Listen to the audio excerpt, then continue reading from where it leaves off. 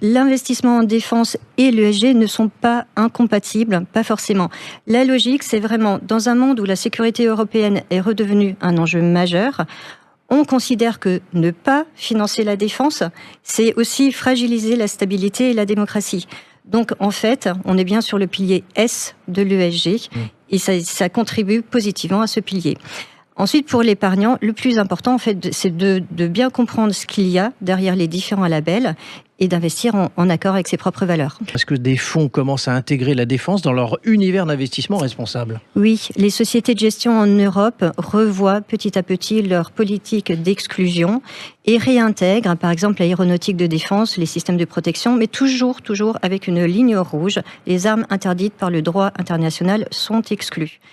Et on a vu en 2025 plusieurs fonds qui se sont créés, qui sont plus sur la thématique de la souveraineté européenne.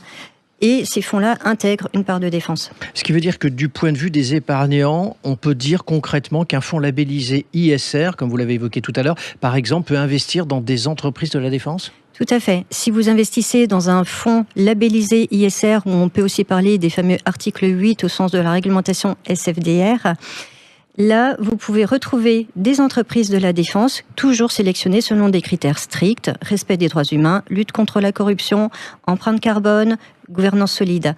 Et on peut aussi parler de l'indice ESG, CAC 40 ESG.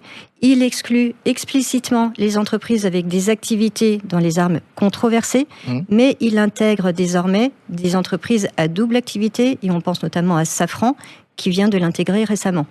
Alors concrètement, Catherine, pour un épargnant qui veut concilier conviction et investissement, quelles questions faut-il se poser ? Déjà, une question personnelle. C'est quoi ses propres limites éthiques ? Est-ce que je suis prête à investir dans des entreprises de la défense ou est-ce que c'est une ligne rouge ? Une fois que cette réponse est apportée, il faut aller vérifier les labels, comme par exemple on a parlé du label ISR ou des fameux articles 8.